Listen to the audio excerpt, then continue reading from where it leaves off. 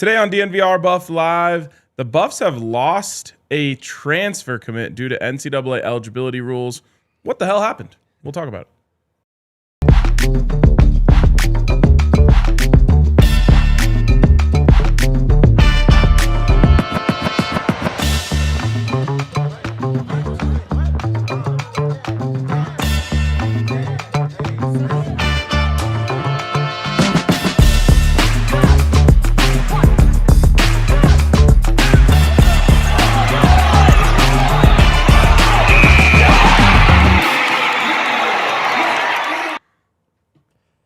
Buff Nation. Let's go. Squad. Coming to you live from the Toyota Lounge, driven by your front range Toyota stores. It's DNVR Buffs Live.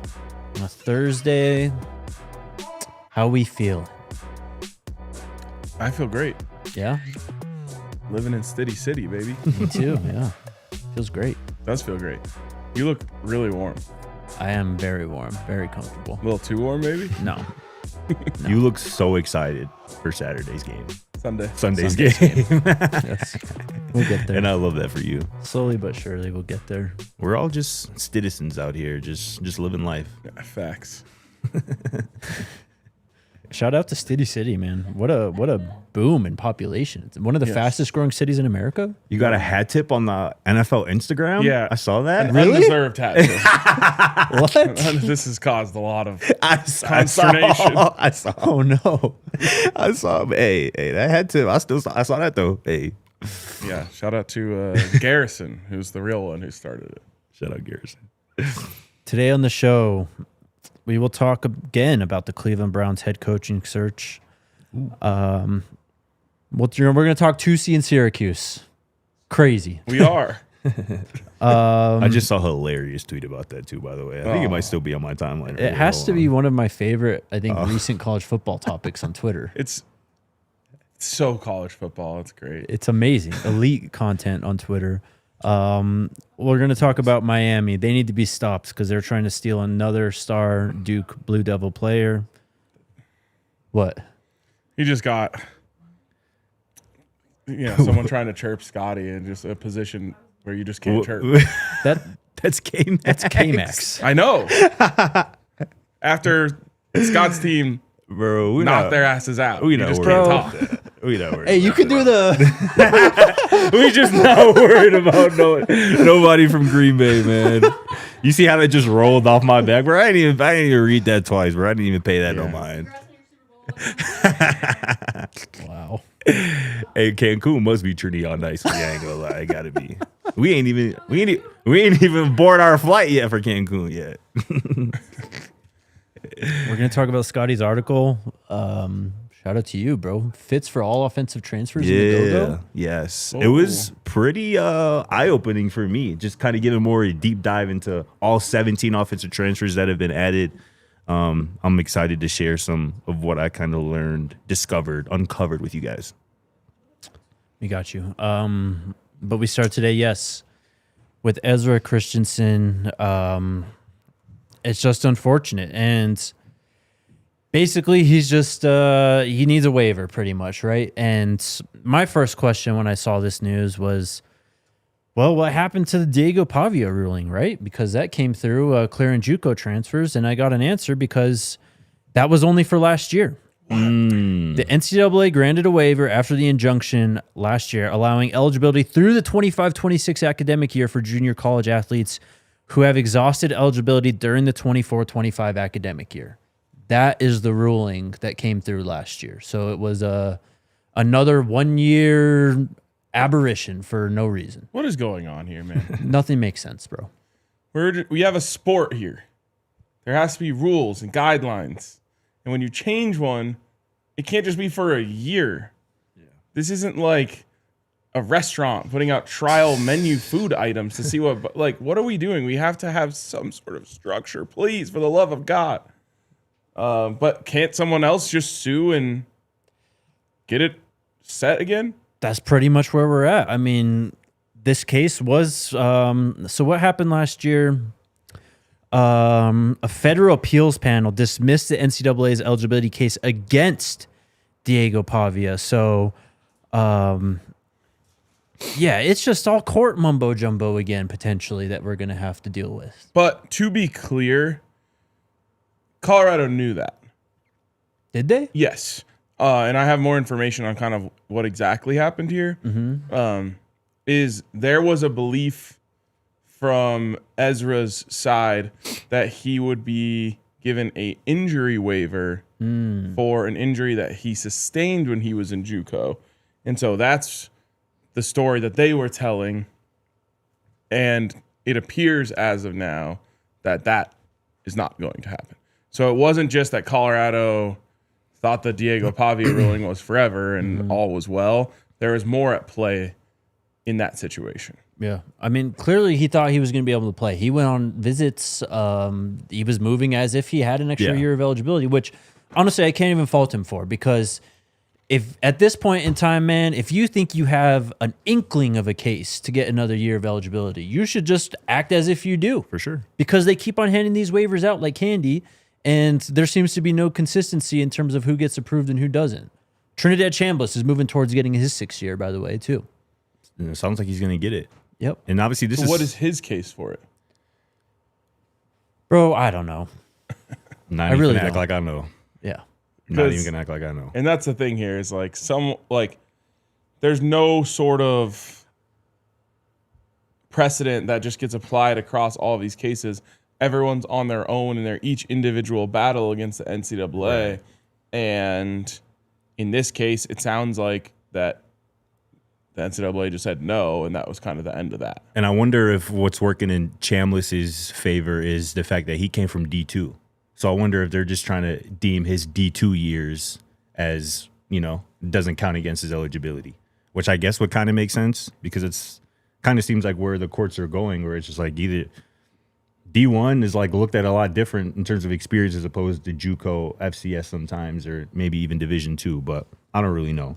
As it relates to Ezra, this was somebody who I was really excited about. Yep. He led all FBS defensive linemen and quarterback hurries last season. I mean, he was a potential starter. A real potential starter. But I think what you said, RK, I agree with, where you said that it seems like the staff knew that about Ezra's potential situation. And I think they also planned with their other moves that Ezra might not have come.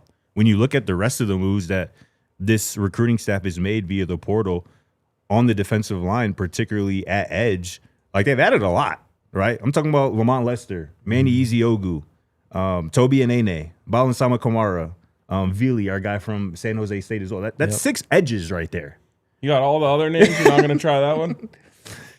No, I'm not gonna try it. You gotta give me a I don't have it in front of me. I think it's you supposed to know. It's off the dome. Taufo. I don't want to mess it up. How But about Tafunga? You talking about the Baylor guy? No, Vili. no. Vili. Oh, the San Jose State guy. Taufatoa, I think maybe potentially something like that. But either way, those 6 edges right there. Not even interior guys. Those are 6 edges that were brought in via the portal this offseason in the last, let's call it, a few weeks. So, like I said, I think this staff was operating as if they might not be getting Ezra Christensen. And I think that was smart because, again, Christensen is a talented player, but you've added 6 edges in addition to Quincy Wiggins, who I think is being retained. Obviously, you're adding Domata Pecco Jr. as well, who plays edge with some JUCO experience Top as well. JUCO transfer, too. For sure. So those are potentially 8 guys in your edge room. Again, not including interior defensive linemen who you've added. So if that's the case, good on Box and the rest of that crew. If you have Christensen, dope. If you don't, you're prepared to move on without him. Well, and again, going back to the Jordan Seaton situation, which is obviously very different from this one, but you have now freed up money. This was a highly sought after transfer that you got. Now, it's unfortunate given the timing because the depth of talent that is left in the portal isn't what it was when you got Ezra Christensen, but you do have cap space per se. Now that you can maybe spread out across 2 guys that you hope one of them could hit. Yeah, for sure. I mean, there's some guys who are floating around there in the portal. Top available edge seems to be Cameron Morgan from Baylor. But yeah, you scroll through this, it's a lot of committed and roles. I mean, you can try and flip someone for sure if you want, just depending on if they've signed with their new school or not. But yeah, we'll see what happens. I mean, to me personally, I don't know if y'all agree. I don't feel like this Christensen news means that they need to go and add another edge. Me personally, It'd be nice. Of course. I think you add any position, dope. But I don't think this opens up a priority like we have to add another edge now in place of him. I just don't feel that way with the other work that they've done. If they're already planning to add another one, dope. If they still want to, cool. But I guess I just don't feel the urgency to replace Christensen 1-for-1 after finding out that you're not going to be able to get him. Yeah, I think you need more people on the line. So whether that's edge or interior, For sure. I'd like to see it. I mean, you look at some of the interior guys, like they added Santana, Dylan Manuel, Tyler Moore, Cedric Smith, our guy Samu who just flipped. Those are 5 interior guys right there. Yes, but do you know what number they started at? Is it Seto? 0. Seto, for sure. 5. Adding 5 sounds like a lot until you realize when you started from 0. I hear you on that. But I feel like it's a lot of bodies. We'll see. I mean, but also, we mentioned it a lot the last few days. There's still over 6,000 players in the portal. Yep. A lot of players. You've already put your scouting staff to work to find what we think are some gems at this point, right? Yep. Like, there's definitely options available. How much money could we make if we rented out a giant facility like they have all these soccer fields out here by Dick's Sporting Goods and had a portal combine and brought all 6,000 people, charged them like $100 a man, probably charge a lot more than that. Yeah. For $1,000 a man to participate, we'll get every coach in the country out here at the portal combine. We're moving that way. Honestly, I feel that might be an idea that ends up becoming a thing in the next few years. I might do it right now. I might just tweet it out, see what happens. That right now. 6,000 players. I guarantee you 5,000 of them no one knows anything about. Of course. Well, and I guarantee you there's a good number of those who honestly probably shouldn't have entered the portal anyways. Too. Obviously, yeah. So yeah, we'll see what happens with that. But like you said, Scotty, it's a blow, but I don't think it's like anything substantial or anything that really derails your season or what you were looking at. I don't. It stinks that, like I said, he's a really good, productive player who, again, would have maybe been in the mix to start, but I would feel a lot more worry and uneasiness if they hadn't attacked the defensive line position the way they have over the last few weeks. For sure. I agree. Dylan Manuel is a stud for people saying that in the chat. I agree. All right, let's take our first break, and then we'll talk about the go-go offense and portal fits and more. Shout out to our friends over at Bet365. The place to get in on the action this weekend is championship weekend in the NFL. You can make some early Super Bowl bets if you want. I'm seeing quite a bit of juice on Jarrett Stidham to potentially win Super Bowl MVP. If you are a real Stiddy City believer, you can get on that over at Bet365. Real Stidison. A real Stidison. They got a bunch of offers going on for NBA and NHL as well. They're always going to have those early payout offers, 3-goal lead in the NHL, and of course the NBA tip-off Tuesday offers where you place the same qualifying same-game parlay bet with a safety net on Tuesday NBA games and much, much more. Right now, new customers get $200 in bonus bets when you bet $5 win or lose. Just sign up, use the code DNVR365, deposit $10 in place of bet for $5 to get $200 in bonus bets if your bet wins or loses. Bonus bets can be used on anything: the spread, totals, player props, futures, SGPs, and more. Whatever the moment, it's never ordinary at Bet365. You must be 21 or older, physically located in Colorado. Please gamble responsibly. If you or someone you know has a gambling problem, wants help, call or text 1-800-GAMBLER. Terms and conditions apply. And shout out to the squad, our good friends over at Breckenridge Brewery, man. It is winter season. It is the winter time, which means that it's Avalanche Amber season, Jakey, man. This is a dark, perfect balance of malt and hops with just the perfect right amount of sweetness, man. So easy to drink as the days get colder and shorter. And it's one of Breck's first hits, man. This is a true classic that is just so good they had to name a hockey team after. You already know by now that Breckenridge Brewery is the official craft beer of DNVR. And as the Broncos do play an AFC Championship game this weekend, it's a good time to sit down with the Broncos Country Pale Ale from our friends over at Breckenridge Brewery. So check out the beer locator at breckbrew.com to find a brew near you. And shout out to the squad, our good friends over at Breckenridge Brewery. Check them out. I was probably late. Okay. Scotty, you wrote another banger article today. Why don't you tell us the task that you went Yes, sir. and accomplished? Published another story today on the site on DNVR.com. Go check it out, man. We'll talk a little bit about it here, man. I just took a look at, so Colorado's added 42 transfers this offseason, which is the second most in the FBS. 17 of them are on the offensive side of the ball. And I just went one by one. All 17 kind of took a closer look at how they each could potentially fit into this go-go offense, the role they could potentially play in this go-go offense. I'm going to have you guys just throw me out a couple names, and I'll tell you the role. But before that, two guys that I think my eyes opened up on a bit today as I was kind of diving into more of the film analytics and whatnot. Fisher Clemens is a name that we just really haven't talked about since he's committed on this show. This is a tight end transfer, the only tight end transfer that has been added this offseason. Coming from Northern Colorado, this 6'7", 6'7", 255 pounds, has primarily been used as kind of a blocking tight end over the last few years, but he has some real upside as a pass catcher. Like, there are two clips out there that I'll post a little later where he's just high pointing the football for a touchdown in the back of the end zone, like just throwing it up using his 6'7" frame.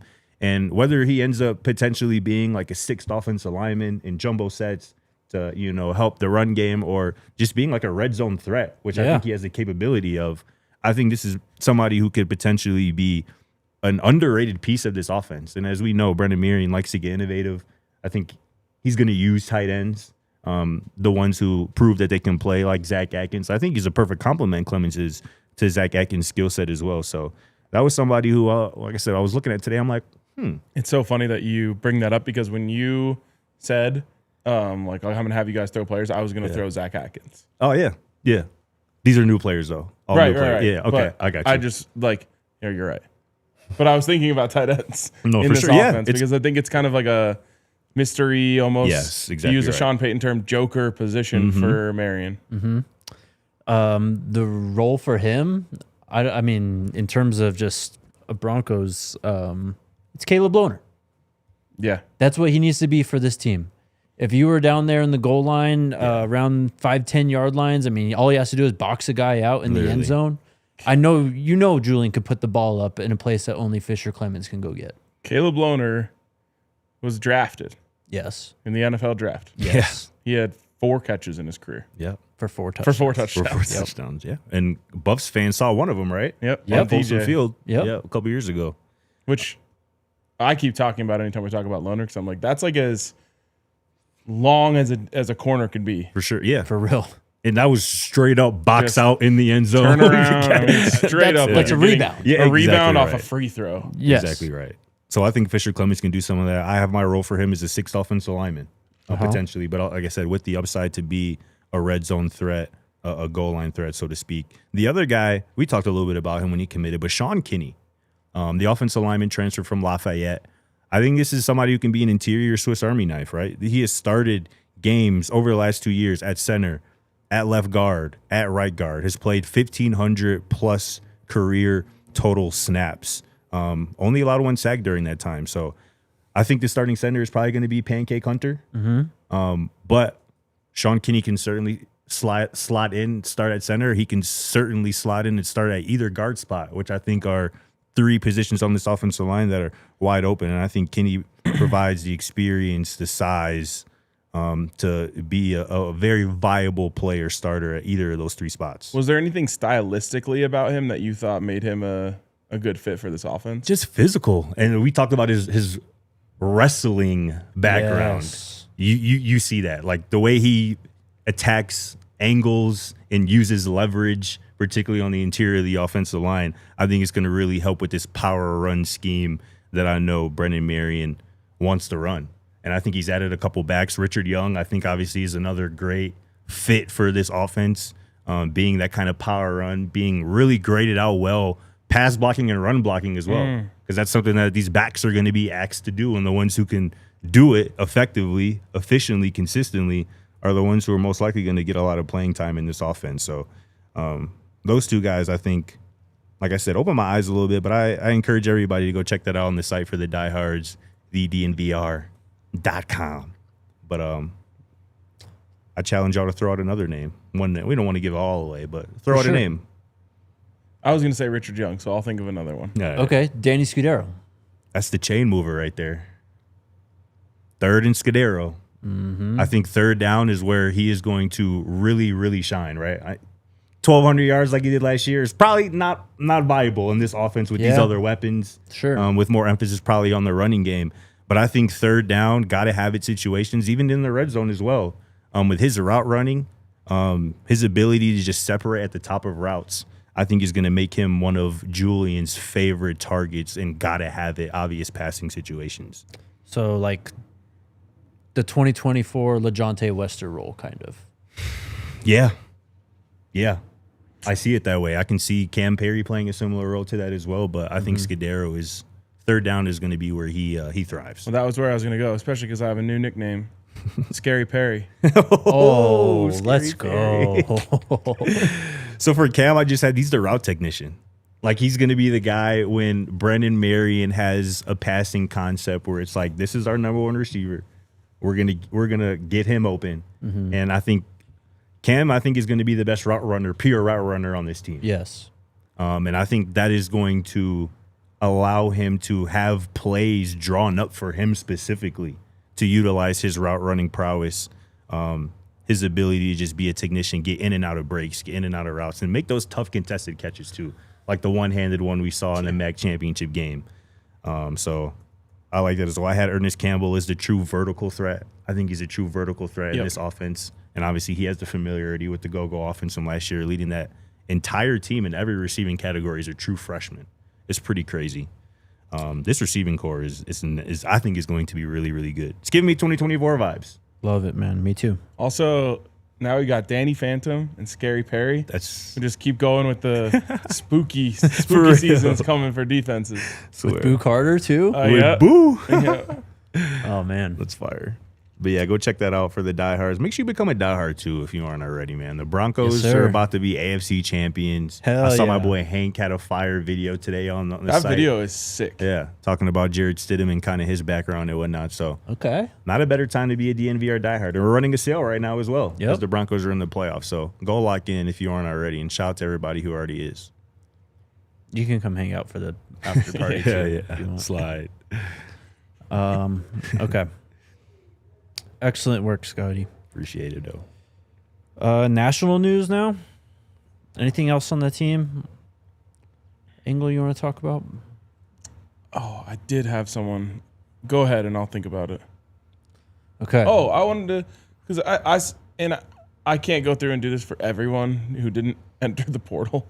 But I talked a lot about Julian last week and how I think awesome and respectable it is that there was never any noise around him leaving this offseason. I think the same can be said of Trackhawk. Yeah, for sure. Trackhawk went down like mid-season. We heard almost immediately he wants a red shirt and come back next year. Yep. And I rolled my eyes, not gonna lie. Because I'm like, oh, he wants to come back. I'm sure. You know, I just envisioned him, give me this red shirt so I can go in the portal and go somewhere else. Sure. And there was never any inkling of that. I think, and his role and his potential in this offense has only gone up since then. So shout out to Trackhawk. I completely agree. All we've heard is that he That is just loves DeKalen Taylor. Yes. Is that he just loves the coaching staff and he loves Boulder. Like he's just truly bought into CU. So yeah, shout out to him. He's going to hopefully stay healthy and play a massive role for this team. Y'all know how I feel about that boy DeKalen Taylor, man. Yep. That was one of my top guys going into last season. And I think earlier in the year, he was doing everything that everybody could have expected from him before that injury kind of derailed the season. So I'm really excited to see him back on the field this year. Totally, man. All right, Duke has to be stopped. Miami, you mean? Or I'm sorry, Miami has to be stopped. And Duke, I would not blame them if they had an all-out assault against what they're trying to do to them. So when we talked about Darian Mensah on Friday, I don't know if you remember I told you guys this, but literally that morning, Duke just tweeted out a photo of like this trio, like Right. greater than, Yes. greater than, greater than. It had Darian Mensah, it It had Nate Shedeur, and Cooper Barcott. He had over 1,000 yards receiving for them. Clearly, Darian Mentz's top target for Duke. Well, now he's entered the portal, and apparently, again, I don't know how. I don't know. I portal's not even I open. really don't get that. Yeah, I don't. Oh wait, but he's from Duke. Yes. Yeah. It makes no sense, bro. Yes. It makes no sense. I don't get how it. you're So able to do that. stupid. He was somehow a senior, listed as a senior last year too. Makes zero sense. Oh, so he could be a grad transfer. That would make a lot of sense. Actually, that would make sense. He's entered the portal now. Expected to land at Miami. No shit. Ain't no expected. He landing there. Yes. He going there. Yes. Well, and what if Mensa doesn't? I think he'll be all right. Yeah, fair enough. And I would say the same for Mensa right now, though. He going to end up in Miami. I don't know how this is all going to shake out on the courts or whatnot, but Darren Mensa will be playing for Miami. He will be their quarterback next year. And Someone has to stop them. they not playing around, folks. Bro, this is interconference, though. I know. Oh, wow. Yeah, I didn't even really Like- think about that. Really nasty work. Yeah. It's gross. And, of course, it's because Miami had to play, they had 5 extra days, whatever it is. Like, they were busy trying to win a national title. I get it, whatever. But at the same time, man, like, tampering is just fully legal, but, like, never has it been more evident that, like, Miami's just like meddling with Duke's roster right now and literally just scrolling down going, oh, he looks good. He looks good. Yes, let's offer him as well.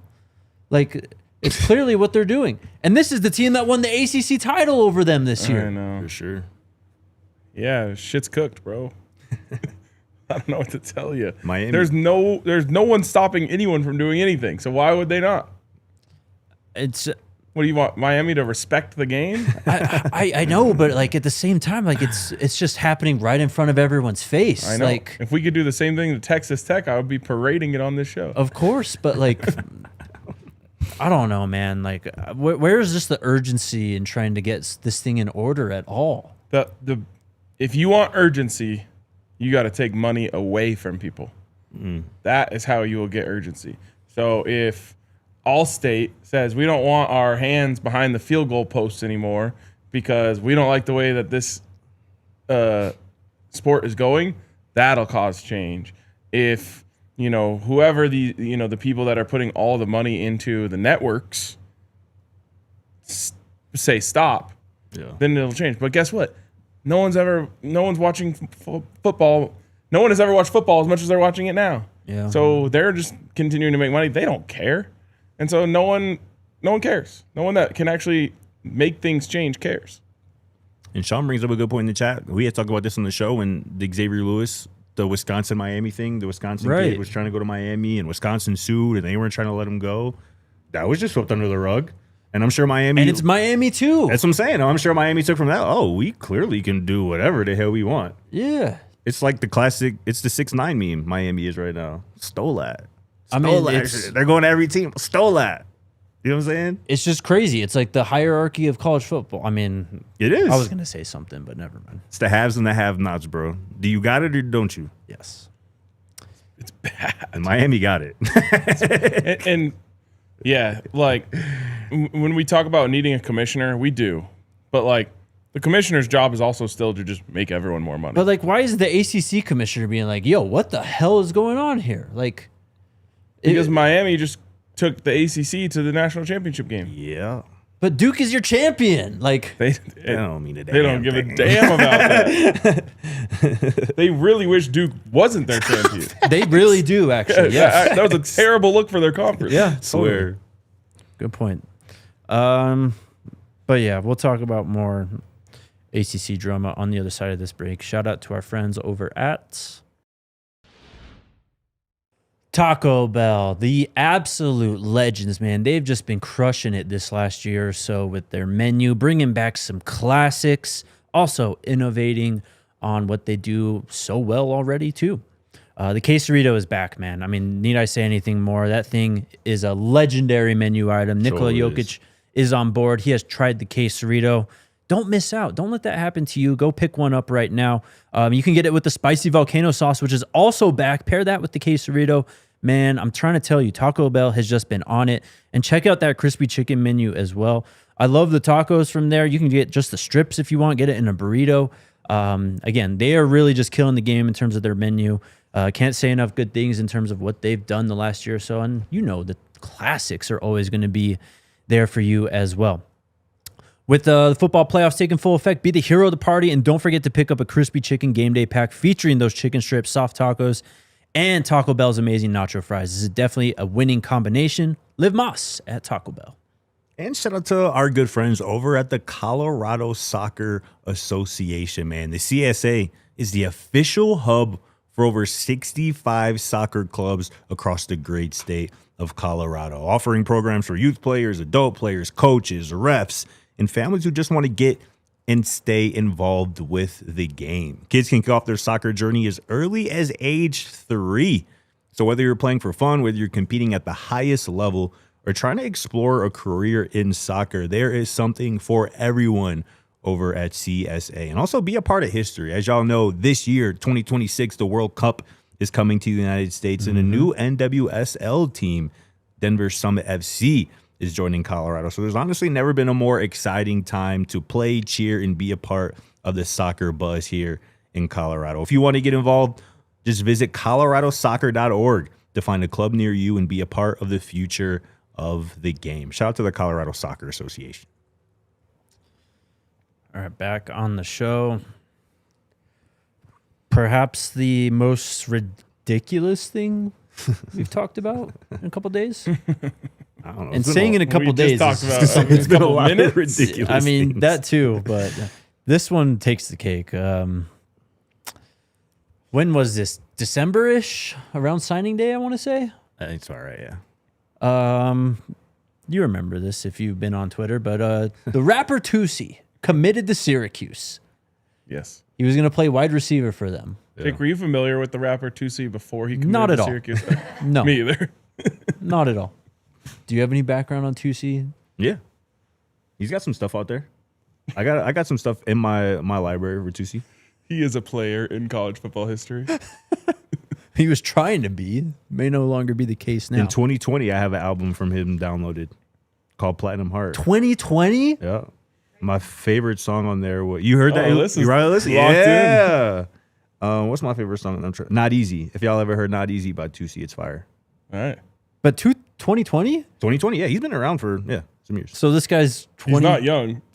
4, 5? I mean, you know, rappers are kind of like NBA players now. They start young. You know what I'm Yeah? saying? So, yeah, he's probably around, I don't know, He's not 24. a freshman, I'll tell you I would that. say 24 years. That would be my guess. Ridiculous I'll look it already up. there. He was trying to... Well, he said committed too. And around that time, Committed. people were wondering if he was like, are you actually going to put this guy on scholarship? Toosie's 26. 20, that's ridiculous. Eventually, it turns out he's going to be a walk-on. Anyways, Fran Brown's like asked about him yesterday in like a Zoom press conference. And he's like, yeah, man, it ain't going to work at us. He's like, I don't know if it's going to happen. Yeah, I don't know if it's gonna happen, bro.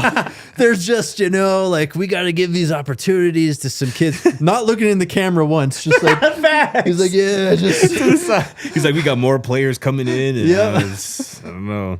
The most obvious answer, which is what everyone said a month ago when this came through.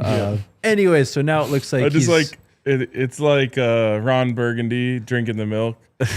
I immediately regret that decision.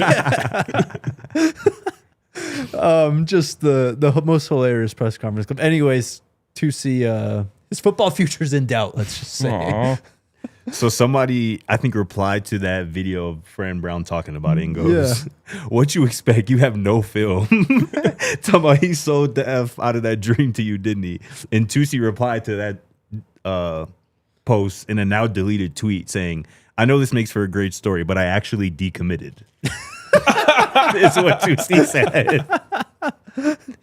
And then somebody quote retweeted that. It was like, you can't decommit from being a walk-on. Just walk off. Bro.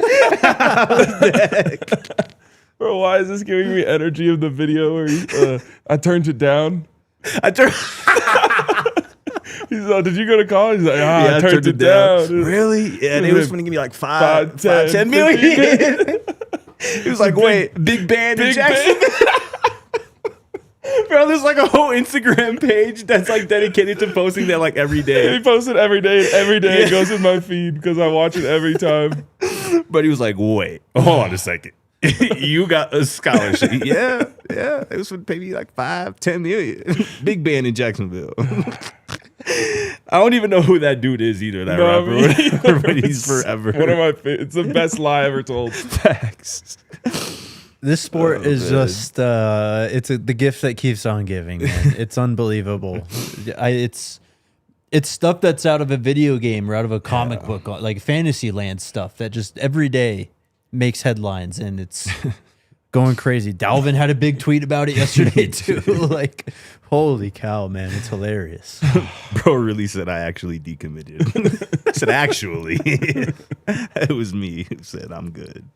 Yeah, Fran Brown was going on about, well, he's from Syracuse, we just thought it'd be like be a great opportunity for a hometown kid. Like, what are we doing? He really said, what was I thinking? Crazy. Yeah. Dog. He would have cooked maybe. A couple more college football things. I just wanted to talk about this because I thought it was hilarious when this notification popped up yesterday that USC was targeting Gary Patterson as their defensive coordinator now. Yeah. My question is, how many more passes did Lane Kiffin get? Honestly, they brought that guy D'Anton. You mean Lincoln Riley? Lincoln Riley. Who did I say? Lane Kiffin. Lincoln Riley. How many more passes does he get? What do you mean? Because he brought in that guy D'Anton Lynn last year, and it was like, you know what? Finally, Alex Galesh. He was the big problem. They got a real DC now. And then this guy was scapegoated all of last year with. I mean, they were more improved on defense. They had great players on defense. They should have been better, of course, but. That guy gets scapegoated. Now they're bringing in Gary Patterson. It's just, when does it end for Lincoln Riley? Wait, Golish? This year. Golish was their DC before? It wasn't. No, Golish. it was. Okay. Jake's struggling with names. I'm Okay. sorry. That's what you said, and I was like, wait, he was the DC and then went Grinch. to... Grinch. Alex Okay. Grinch. Got you. Sorry. Yeah. Yeah.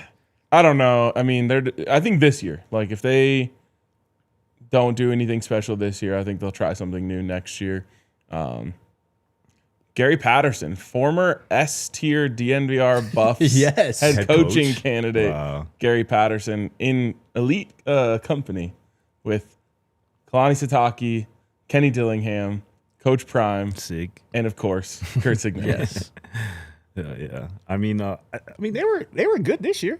They finished 9-4.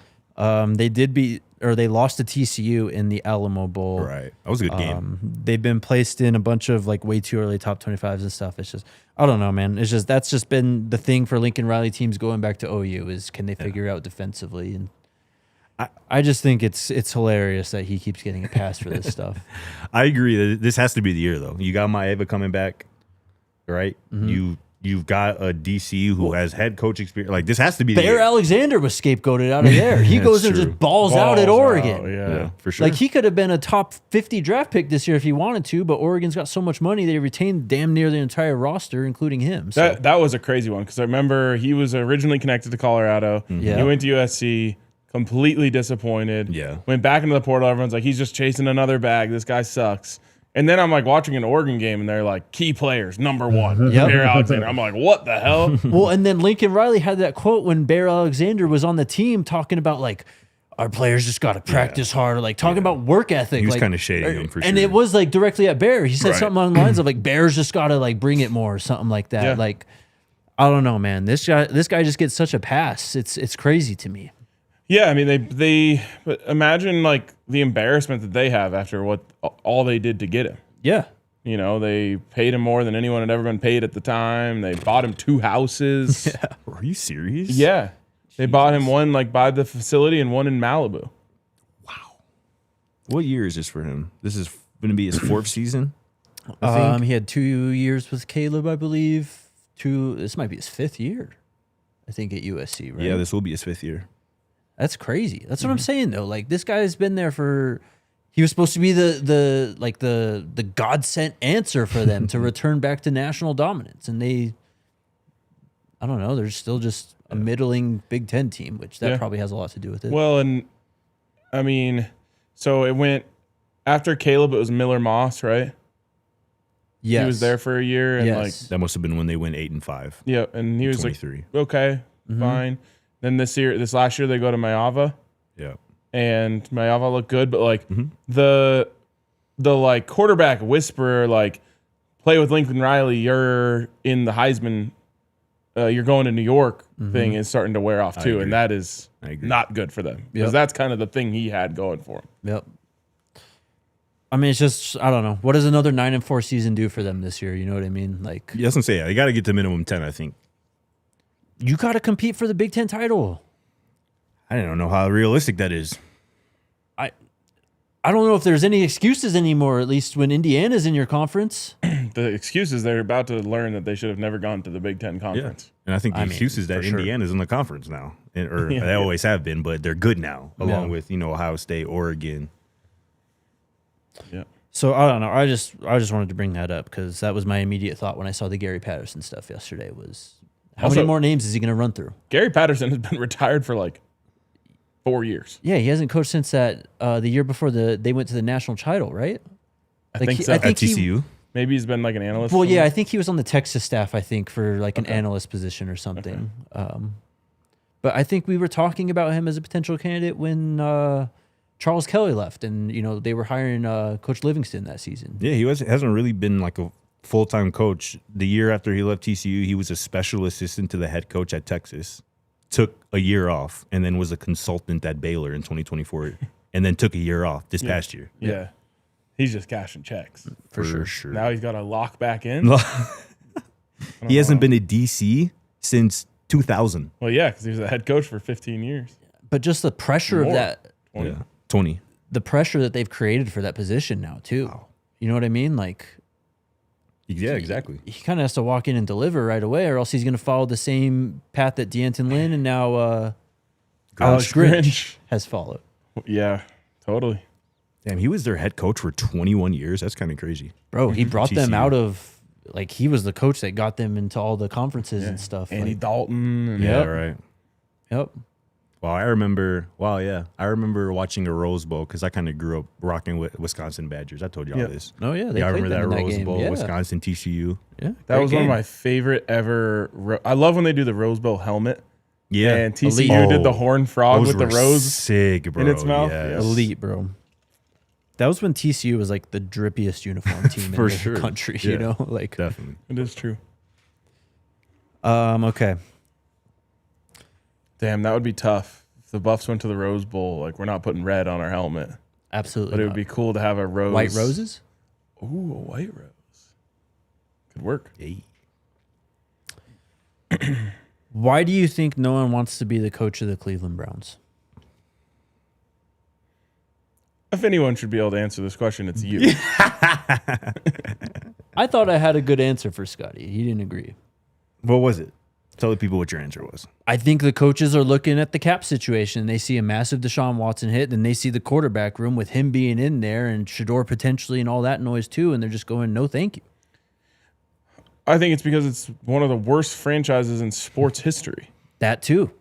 And all that's happened to anyone that's gone there is they get chewed up and spit out. So now, obviously, Stefanski landed on his feet. Very quickly. But that doesn't happen to everyone that goes in there. So I think that, not to mention, with all due respect to anyone who lives in that region, it's not a particularly desirable place to live. Yeah. Today, Mary Kay Cabot really wanted to claim this news too, so shout out to her. Reported that Jesse Minter has dropped out of the coaching search for the Cleveland Browns. Did she say, like, please credit me? Yes. Pretty much, kind of. Yeah. She was like, I broke this news, so please credit me if you can. They had a second interview with Todd Monken earlier this week, second interview with Jim Schwartz and Grant Udinski, the Jags OC. I think, didn't he take his name out too, I thought? Did he really? I'm going to double check. I think he did. But, I mean, Mike McDaniel, he interviewed. He obviously is going to L.A. to be the Chargers OC. Tommy Reese is there in the building. Not to mention, like, it has become obvious that the general manager and the owner aren't on the same page. Clearly. Which already is just like, you don't want to enter yourself. Sean Payton, actually dropped bars on this when it came to joining the Broncos. And he was just like you have to remember, whether you like it or not, he detested Russell Wilson. Yes. He took the job because he was like, I love the ownership. I like the GM. And like, I know that we're all going to be moving in the same direction together. And the big thing for him was ownership. Like, he's like, that's sometimes the biggest thing that is going to push it. So he was willing to take a job where he did not like the quarterback situation because he was like, I don't care. Like, we'll get it right. And I trust these owners, and I like George Payton. Yeah. So there's a lot more to it than just like, okay, like whether or not you like Shedeur, whether you're going to take that job or not. But you're right that they had like one of the most expensive quarterback rooms in the NFL this year. And obviously it's all tied to Deshaun Watson, but that's a mess as well.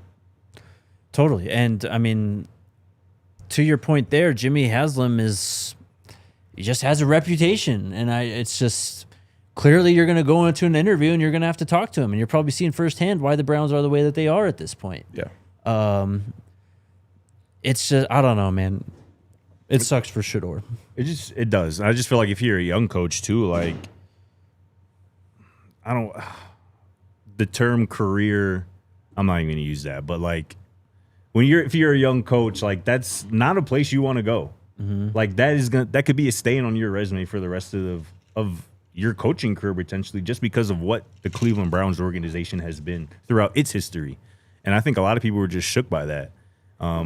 Obviously the quarterback situation isn't ideal with Watson and his cap hit, which you've talked about at length and whatnot. But I also think there's probably a portion of potential head coaches out there who simply just don't want to coach Shedeur and what comes with him.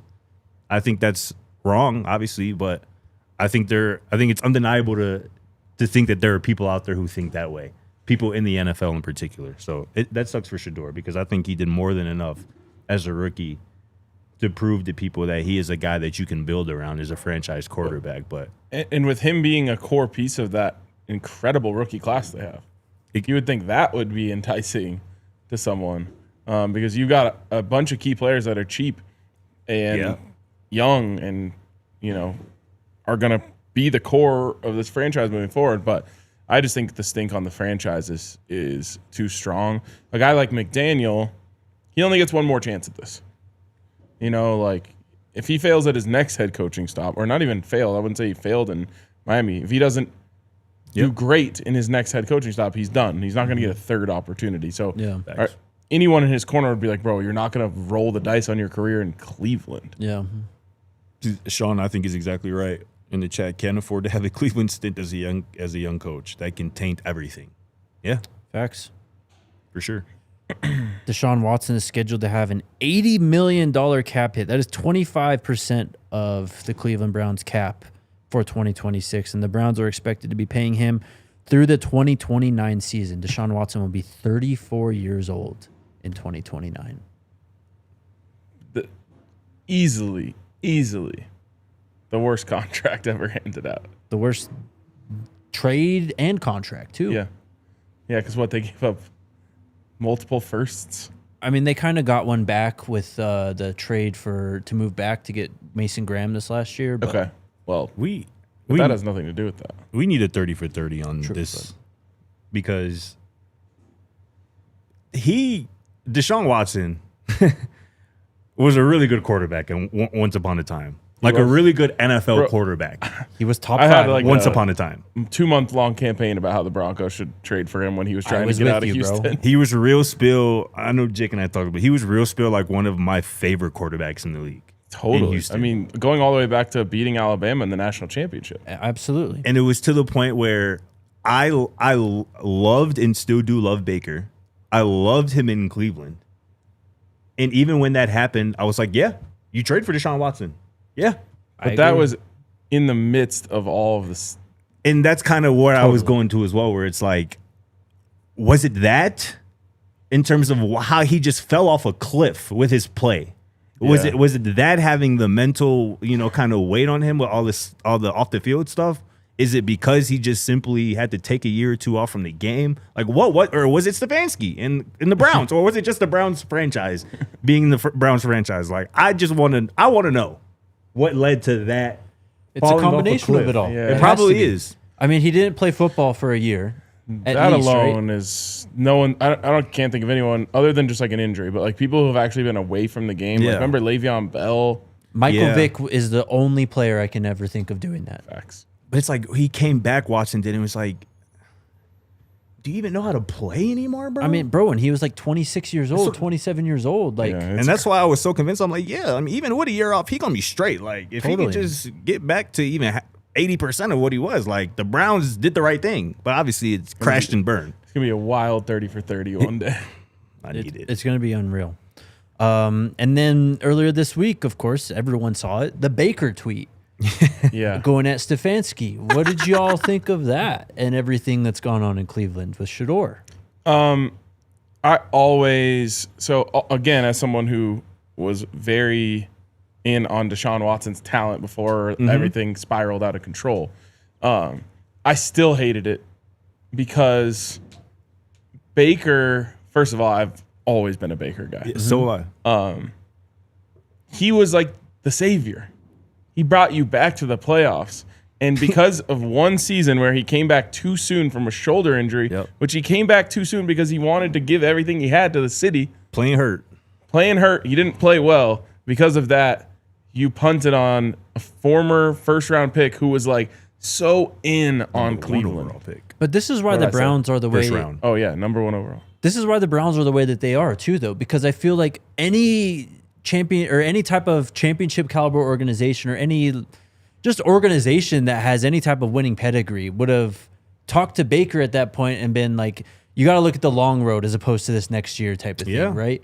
And because Cleveland was so desperate to have a quarterback at that point in time really solidify and just stabilize the ship, and Baker did what he did his rookie year, breaking records, all this stuff, taking him to the playoffs and everything. Winning a playoff game. Yeah, they were so hungry to kind of keep that rolling and, no, he is the guy. It's different this time, and keep him on the field that it ended up killing all momentum that they could have had. Whereas, like, I don't know, man, like the Eagles, like they've been there and done that so many times, and they've had so many quarterbacks to do it. I feel like they would have had a totally different perspective. Yes. With a rotator cuff injury, for God's sake, on a quarterback, Totally. I do think Baker, probably knowing Baker a little bit, probably played a little bit of a role in wanting to be out there. You got to wanting protect the play player hurt. from themselves at some point, though. I agree with you. I bet you if it was up to him, Bo Nix would say, like, triple tape my ankle. I'll go play this week. Of course. No, that's fair. That's fair. But yeah, it's a franchise of bad decision after bad decision, and it's crazy. But yeah, as it relates to the tweet, that Baker sent out, like the jury is out on Kevin Stefanski, I think, as a person, as a man. Like not a guy, not a coach that I think nobody's going to accuse him of being a player's coach. And I think that's just putting it the nicest way I can. Yeah, I mean, I only started ever caring about anything relating to the Cleveland Browns a few months ago. Yep. But I've never heard anyone say anything good about it. Like how you don't, and I am a big believer of communication is a two-way street. But in that scenario, how do you not reach out to the quarterback that you drafted number 1 overall, who helped kind of bring your franchise a bit back to relevancy, helped you win a playoff game? See, that's what I'm talking about. How do you not send a text or call and be like, hey, bro, like, I know this sucks, but like I enjoyed our time together, bro. I know you're gonna still kill it wherever you. How do you not just have that simple phone call or send a text? That's what I'm talking about. That's a microcosm, I think, of what happened with Baker in Cleveland and with what happened with Shedeur over the last year in Cleveland, man. Like, this guy clearly didn't like Shedeur. Like, the writing was on the wall. I mean, he had him on a different freaking field in training camp. Like, what are we talking about with him? So, throwing to trainers and. Yeah, man, it's just crazy. Like, I remember a quote during late in the season when Shedeur was asked about Stefanski, and Shedeur just started his answer. He was like, "Yeah, like he's been coaching since I got here." And I was like, "That's literally all Shedeur can say about that guy." Like, yeah, he's been coaching football. Like, yeah, and it's just that sucks. Like, I hate this for Bijan and some of those young guys in Atlanta. Penix? Gosh. Yeah. It's crazy. Yeah. It sucks. He's going to take Tommy Reese with him to Cleveland. So I saw somebody say this, like, this is clearly Stefanski betting on himself and saying that what happened in Cleveland was Cleveland. Like, it wasn't me and my staff and my offense. And we're going to see how this works out in Atlanta because he's got some horses, right? Kevin Stefanski can scheme up a run game. Yeah. And with Bijan and Pitts and Drake London, and they got some weapons there. So we'll see. Yep. In a very winnable division, by the way. What was Penix's injury? I think it was a knee again. Ugh. Oh, that's not good. Yeah. What is that, like 14? He got no injuries for him? cartilage left. It's at He got least no 3. cartilage left. Yeah. Jesus. Right? ACL. Yeah. He might be done, honestly. And I think he tore both already in college. Oh, he did. Yeah. That's why it was so crazy when he went out there and ran like 4.4 or 4.5 or low 4.5s. Everyone was like, wait, he can move. Actually, no. So, I mean, this could be just the Google AI thing lying to me, but it says he tore his right ACL at Indiana, right ACL at Washington. This is a partially torn left now. Well, which, I don't know, man. It's better to have one bad knee than 2 bad knees, obviously, I right? guess, yeah. It's crazy. Unfortunately, Bo's 3rd broken ankle. Really? Yep. You didn't know All that? in high school? Once in high school, once in college. Oh, he did have a season cut short at Auburn, right? Yep. Damn. It's crazy. But I'll take ankles over ACLs. Oh, All day, every I'd day. way rather break a bone than tear a ligament. Steph Without a made doubt. it work.